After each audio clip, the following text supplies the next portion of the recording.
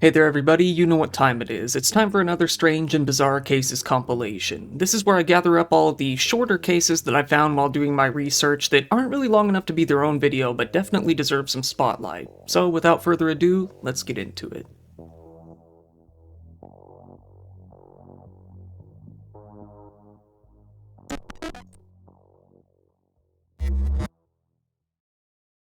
Right here we have, daughter said she cut out her mom's heart because she wanted to inspect it. This story all started when a woman named Erlene Tucker, a health worker, moved in with her mother, Lucille, and another health worker in Tallahassee due to her health declining in recent times. Erlene had a history with pretty severe mental health issues dating back over the last 30 years. 15 years ago, she had been completely hospitalized due to their severity. However, nobody knew how severe these problems would really become. That was until Erlene killed her mother, cut out her heart, and inspected it before throwing it to the floor of their home. During the act, it seems that a delivery driver arrived at the home to deliver a package. That was when Erlene, completely naked and covered in blood, wandered outside and attempted to get into the driver's truck. Police were called by two parties, one likely being the driver and another being Erlene's own kid, saying that she was standing outside naked and refusing to come inside and put some clothes on. The police arrived shortly after, finding Erlene still naked outside the house. She began to lecture the cops on the philosophy behind free will while they tried to get her back inside the home. This was when she told them, plainly in a cold tone, "I have committed a grievous crime." After some coaxing, she agreed to come inside and at least put on a robe. When the cops went inside with her, she walked over and stood over what appeared to be some sort of bloodied body part on the ground, her mother's heart. When the police asked what it was, she started to grunt and breathe heavily. Another officer, looking for some clothes, stumbled upon Lucille's body in the other room. Erlene sat down on the couch and began to laugh hysterically while mumbling to herself. She told police, "It cannot end. It will not end. The saga will continue, people, until I am in a jail cell. I have to be in prison for my actions."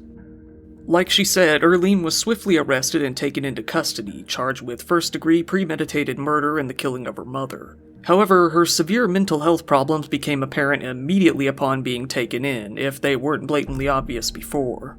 In her first interview, she told the investigator that she could not speak to a white man but would tell anything to a black person. So the investigator left to go get a black colleague to continue the interview. This colleague didn't have much luck making sense of the situation either, as Erlene told him that she, quote, had discovered through investigation that she was a white woman and she could not give up power and control to a black man. At least this investigator got a confession, with Erlene saying, clearly, "I killed my mother," before adding that her mother was a sacrificial lamb and that she was going to die along with her. A second time she confessed, saying, "I murdered my mom in that house. She was mean to me, but I didn't care. I loved her black color, but she didn't love mine." She then admitted to cutting her own mother's heart out to inspect it and continued to talk to herself for hours and hours afterwards. She's currently being held without bond at the Leon County Detention Facility, and she has pleaded not guilty. Given that she's pretty clearly insane, we'll just have to see where this case goes from here on out. Here we have, man poisoned grandma with drain cleaner and beekeeping chemicals to keep her from selling the family farm. This bizarre case started when the police and ambulance teams responded to a call regarding an unconscious woman back in July of 2021, a woman named Diana Way. She was found unresponsive in her bedroom in the 3400 block of Hunter Hollow Road in Dodgeville, Wisconsin, an area out in the country about 50 miles west of Madison. The call was placed by a man who had an appointment with her to buy a collection of books she was selling online. Diana was pronounced dead shortly after. An autopsy showed that she had died from carbon monoxide poisoning, but she had also previously suffered an injury to her left eye and cheek. Investigators found that the carbon monoxide levels in the house, especially in Diana's room, were exceptionally high. They did have trouble pinning down the source of the gas, though. Diana did, however, have a trail cam in her driveway. Police took a look at the recorded trail cam footage, showing that a very unique-looking truck with the words "panty dropper" written across the windshield had pulled up to the house at around 3 a.m. and left a few hours later. It was found that the supposed panty dropper was none other than Diana's own son, Eric Way. Eric told the police during an interview that he was very upset that Diana was going to be selling her house and farm to her friend. He felt that this friend was only trying to swindle her, but given that Eric ended up killing Diana and not her friend, it became immediately clear that he was likely more concerned with losing his inheritance more than anything.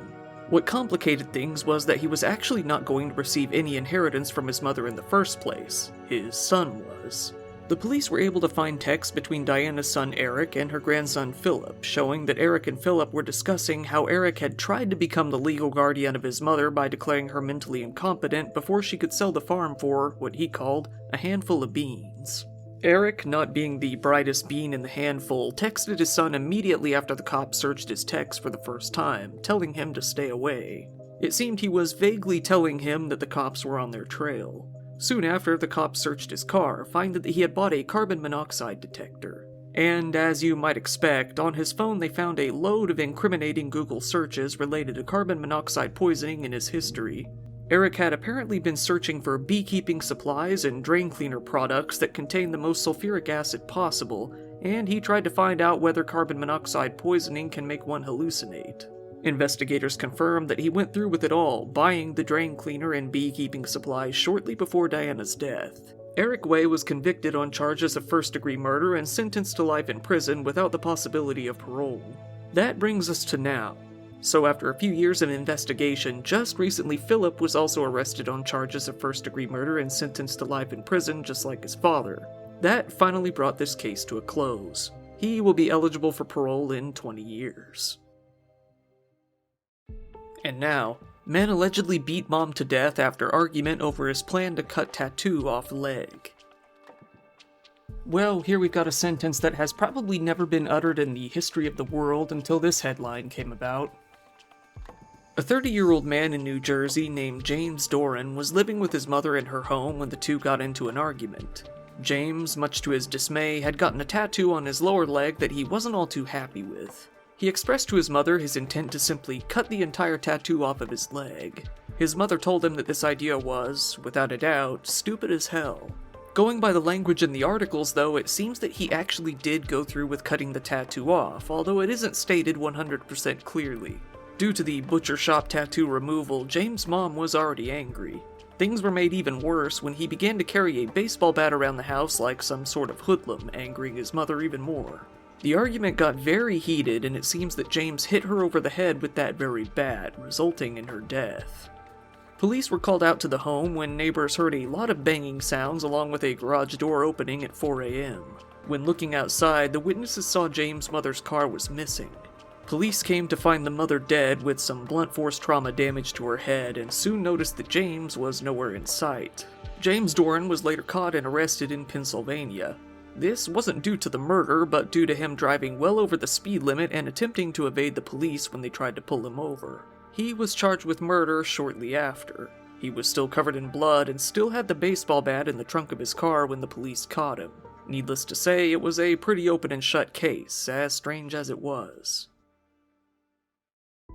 And here we have, couple used Amazon delivery disguise to attack mother in her home and kidnap infant in extraordinarily unusual case. Here we have a very strange case where two people, a 42-year-old man named Chun-Ho Vincent Lai and his 33-year-old wife, Marley Jarina Ardila Arrego, decided to perform an elaborate scheme in order to kidnap the baby of Marley's cousin for some reason. Vincent and Marley drove out to the victim's apartment, about 20 miles south of Seattle. They dressed up as Amazon delivery drivers, even carrying brown cardboard boxes and holding up a clipboard to seem extra legit. They pulled up to the parking lot near Marley's cousin's door and waited around for about 10 minutes. It is believed they were waiting for the victim's husband to leave the home. Vincent and Marley then walked up to the front door in their Amazon get-ups and knocked. Marley, making extra sure that the victim would actually open the door, had texted her cousin beforehand and told her to expect a package. So she opened the door without much hesitation. This was when Vincent attacked her, hitting her in the face several times and pushing her down to the ground. The two then entered the apartment and grabbed the victim, binding her arms and legs with zip ties. They then placed a piece of tape over the mouth of her 2-year-old daughter. Both Vincent and Marley wore masks and refrained from speaking in order to prevent their identities from being known to the victim, who would obviously recognize her own cousin and her husband. It seems that they actually succeeded in this regard. They placed the baby into the Amazon box and gestured towards her as if they were threatening to stab her if the mother resisted. They then put the box into a red bag and started heading back to the car, getting in and driving away. After not too long, the mom was able to break free from her zip ties and ran out of the house in hopes of catching the two, but they were long gone. She called 911 and frantically gave them a rundown of everything that had just happened. The victim's father, who was also Marley's uncle, told the police that Marley was likely the kidnapper for a number of reasons. She wasn't exactly subtle in her plans to him in the weeks prior. She had asked him repeatedly for the mother's address, which was immediately suspicious as she didn't have much contact with her cousin or her family in general. He also had reason to believe that Marley couldn't have children of her own, but also had delusions of making a bunch of money as a surrogate mother. With those tips, the police were quickly able to identify Marley and Vincent's car as being the one in the surveillance footage. So the FBI were able to get a warrant to look into the GPS on their phones. They reported the location of the vehicle to the Washington State Patrol, and troopers were able to stop the car as it drove east on the highway. They came across the kidnapped baby in the car, giving them plenty of reason to arrest Vincent and Marley on the spot. Luckily, the baby was unharmed. The odd couple were taken in and charged with a whole slew of crimes, full-on felonies like kidnapping, burglary, and assault. The two are each being held on a $750,000 bond, and they're scheduled to appear in court sometime very soon. And this one's a doozy. Israeli diplomat's crying son, 19, intentionally ran over Florida cop with motorcycle. One afternoon in January, a police lieutenant was performing a pretty normal traffic stop on Collins Avenue in Miami, one of the busiest roads in the Miami Barrier Island, when he noticed a young man on a motorcycle weaving back and forth between traffic. He yelled at the young man to stop. However, not only did he not stop, he continued accelerating forward and intentionally hit the police officer. The cop ended up with a pretty severe injury to his left leg, one called incapacitating by his work, but he was still able to reach up and grab the suspect, pulling him off his bike and throwing him down into the street. The young man was 19-year-old Avraham Gil, the son of Eli Gil, the consul for administration at the Israeli consulate in Miami. Avraham told the police that he did what he did because he simply hates waiting in traffic. Due to his impatience, he was charged with aggravated battery on a law enforcement officer and resisting an officer with violence, which are both felonies. The thing is, due to Avraham's father's diplomatic immunity, he seems to have felt that this meant he had diplomatic immunity as well, being his son. This was something that his lawyer felt would be the case as well, telling the courts that his charges should be dropped as the local law didn't apply to him. And it seemed like they might be right at the time. According to the U.S. State Department's policy on diplomatic and consular immunity, family members forming part of the household of diplomatic agents enjoy precisely the same privileges and immunities as do the sponsoring diplomatic agents. This meant that Avraham really might be immune to any criminal jurisdiction in the United States, no matter what he did, unless his immunity would be waived by the State of Israel. But there's one area in which they made a mistake. Diplomatic immunity isn't usually given to consular officials or anyone who isn't the head diplomatic agent of a foreign country.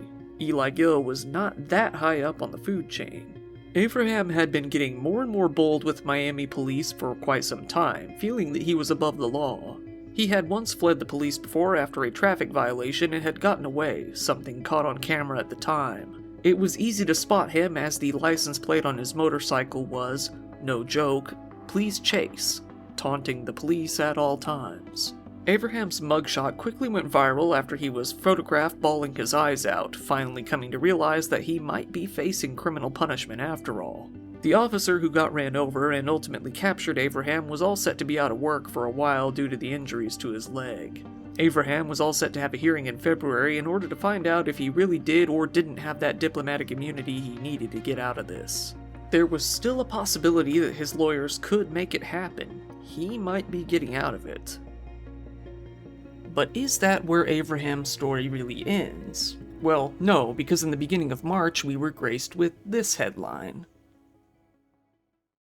Israeli diplomat's son, accused of hitting cop with motorcycle, assaulted in Florida jail over sausage argument.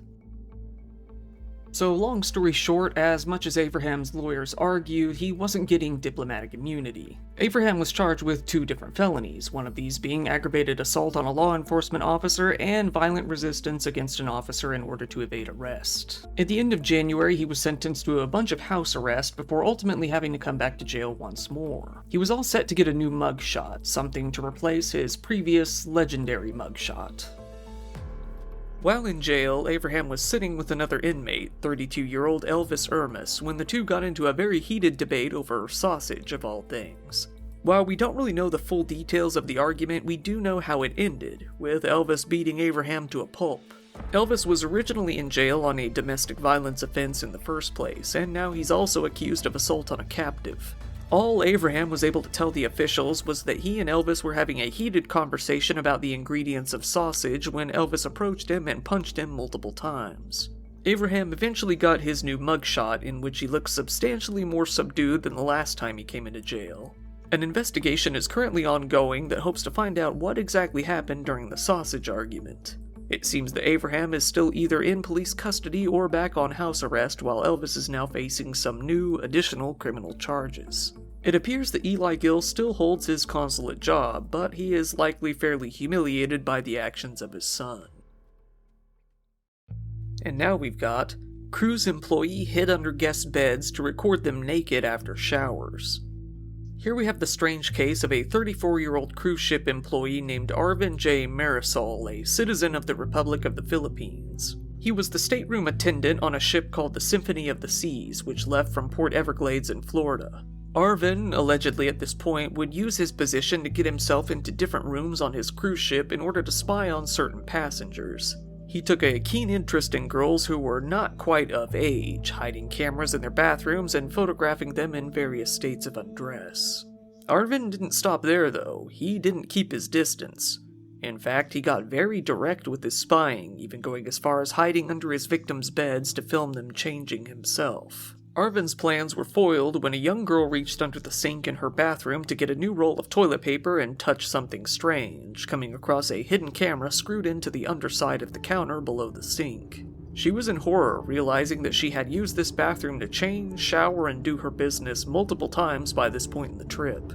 Not only that, she was staying with her mother and older sister in the same room. The family notified security on the ship, and they quickly came out to inspect the room. While the victims were being interviewed, Arvin actually showed up to the room himself. He was detained and placed in a confinement room on the ship, basically held in a makeshift jail until the ship returned to its port a few days later and he could be arrested. The police got a hold of all of his devices: a cell phone, a micro SD card, a camera, an Apple Watch, and a flash drive.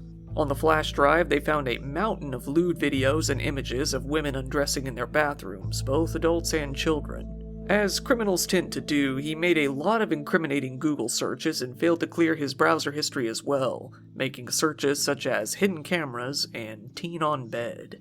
In an interview, Armin admitted to using his position as a stateroom attendant, which is responsible for cleaning and restocking rooms, to place cameras in the rooms of certain guests he fancied. He would then go back and grab the cameras after he felt he had gotten sufficient video to get himself off on. He said that he had been doing so ever since being hired in December of 2023.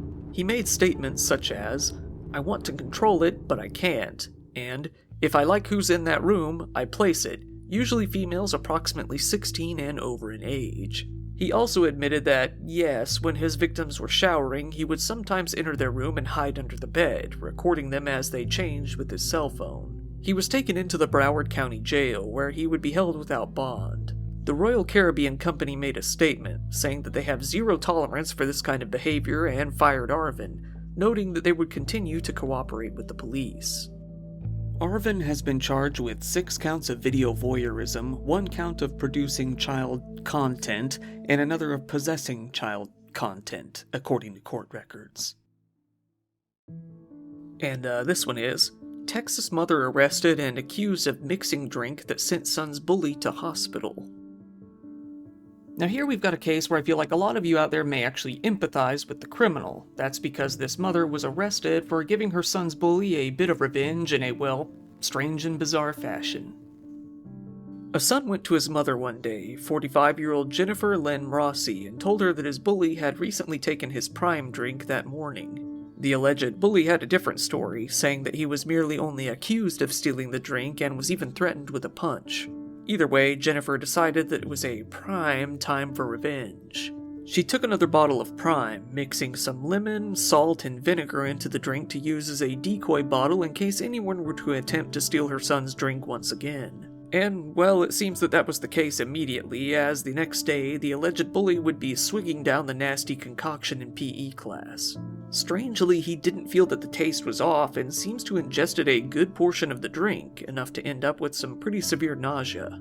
The police were called out to the school to deal with the sick kid. While the drink wasn't exactly toxic, just really gross if anything, nobody knew what the kid had actually been poisoned with, and as a precaution, he was sent to the hospital. He was discharged shortly after when they didn't find anything wrong with him.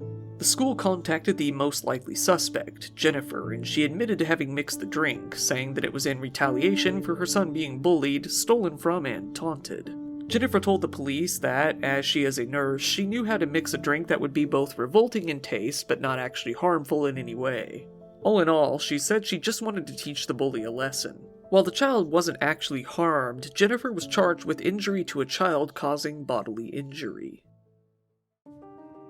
This one is, Suburban mom ran complex crime ring that stole nearly $8 million in makeup.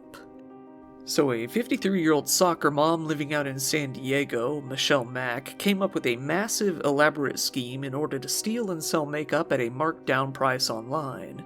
She hired at least 12 other women from across the country to make this crime ring happen, stockpiling stolen makeup and cosmetics in order to sell on her Amazon shop. She called this crime ring the California Girls and ran it out of her $2.7 million, 4,500 square foot mansion in an affluent area of San Diego, keeping most of the goods in her own garage. The crime ring had operations all over the United States, in places like Texas, Massachusetts, Ohio, and yes, even Florida. Eventually, police got word of what she was doing and raided her home. Given that she had legitimate designer products that she was somehow able to sell for much less than their worth, suspicion was bound to fall on her sooner or later. They found over 10,000 items worth well over $387,000 in her estate alone. She had a whole little warehouse going, with everything from beauty products to designer sunglasses to designer bags. They found a bunch of packages labeled and ready to go to customers all over the country. It seemed that all of her products were originally stolen. Her crime ring is only one of many taking place in the United States at this moment. With certain states basically refusing to prosecute retail theft, people are getting more and more bold about blatantly entering into shops and taking whatever they want with no consequences. These goods then end up with people like Michelle, bought for a fraction of the price to be sold for a slightly higher price elsewhere. In the past few years, annually, retailers have been losing billions of dollars due to this blatant theft. Michelle Mack was found to have been responsible for at least $8 million of theft from all sorts of stores like Ulta, TJ Maxx, and Walgreens. She was hit with 140 felony charges, as well as her husband, who is complicit in one way or another. 7 other members of the crime ring were also caught and hit with their own charges as well. These charges were for the crimes of conspiracy to commit organized retail theft, grand theft, and receipt of stolen property. All of those involved have pled not guilty, but the investigators have found plenty of incriminating text messages between Michelle and the other criminals where they blatantly talk about their business in clear terms. Some of the texts were as bold as some of the underlings saying, "I'm not stealing regular, I'm going to start filling up my bag quick, so I want to know stuff I can grab in bulks too." Michelle herself also openly talked about the shady dealings as well, saying, "Did you get some new girls? I really need products, so if you have anything, please let me know," talking about the smurfs they would hire to steal these goods.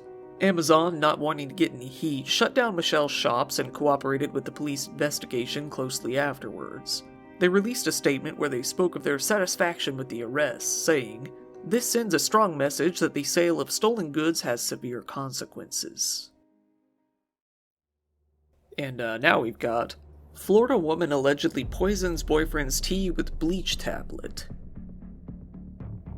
Florida man is a big meme out there, as I'm sure all of you know. We like to take risks on this channel though, so lately we've been on a real Florida woman kick. We haven't been disappointed yet, and I've got your fix again right here. A 49-year-old woman in Florida named Yvette Diaz was living with her boyfriend out in the Sunshine State and had been doing so for several years. Her boyfriend was making a meal for himself along with a cup of tea one day when he had to step outside and answer a work-related call. When he came back inside, he offered Yvette a bite of his tortilla, which she complained was very spicy. He offered to give her a drink of his tea to help out, but she oddly, adamantly refused to drink any of his tea, opting to get her own drink instead. While this was a bit odd, it wasn't alarmingly odd. So this boyfriend got on with his day and took a swig of his drink. This was when he began to feel a strong, bitter, burning sensation inside his throat. He investigated the drink, which seemed to reek of bleach. He went over to the sink and poured out the remainder of the drink, finding the remains of one of his bleach tablets that he used to purify 5-gallon containers of water. He turned to Yvette and screamed, "There's bleach in this drink. Did you put bleach in my drink?" She did. Police were called. Yvette was arrested later and taken into the county jail. Her landlord reacted to her arrest in disbelief, saying, "I don't know what happened with them because they look like a beautiful, very happy couple." When the police was here, he went to the hospital. She was in the police car for about 3 to 4 hours. They were waiting for the detective to come to the property. Yvette was hit with charges of poisoning food or water. She told the police that she thought the white substance was merely a sugar tablet, but investigators pointed out this was ridiculous as the bleach was stored in a much different place far off from their food products. The victim was sent to a local hospital but luckily has remained alive. Nobody knows why Yvette did what she did, as the couple didn't really seem to have any problems. Here is a little bonus we have. Florida woman sues Kraft mac and cheese over preparation time. Here we have another one of those beautiful cases that isn't necessarily a crime but is a lawsuit, so I'm going to include it because I just couldn't pass it up. So as it turns out, the Kraft company has these little microwavable cups of macaroni that I'm sure you've all seen at one point. On the packaging, it says that the cups are, quote, ready in 3.5 minutes. However, this is something that one woman in Florida, Amanda Ramirez, feels is blatantly false. Amanda decided to sue the Kraft company for false advertising, saying that the time of 3.5 minutes listed on the package is inaccurate because it doesn't include the time it takes to open the lid and the cheese, add the water, and stir. This is something she felt would realistically maybe add a whole minute to the prep time. Feeling slighted, she decided to sue the company for $5 million. The Kraft Heinz Food Company immediately came out to label the lawsuit as frivolous, saying, "We are aware of this frivolous lawsuit and will strongly defend against the allegations in the complaint," a company spokesperson told the BBC. Amanda's lawyers in court claimed that she had suffered because she would not have paid for the macaroni had she known the truth about how long it would really take to prepare. The lawsuit demanded that the company, quote, cease its deceptive advertising and be made to engage in a corrective advertising campaign. Much to her dismay, Amanda lost the lawsuit. She didn't get her $5 million, and she will never recover the 1 minute she lost opening a lid and pouring some water. Once again, thank you for watching my video. If you found it interesting, please give it a like as it really helps me out in the algorithm, and feel free to subscribe if you want to see more content like this. If you want, go ahead and follow me on social media, because if anything would ever happen to this channel, that would probably be the only place you'd ever hear about it. I also really appreciate when people subscribe to my Patreon, which I always keep linked down in the description below. There you can get videos early, ad-free, and uncensored. Channel memberships are back up too, and you can get the same benefits there as well. This has been your host, Kyle. Thank you, and good night.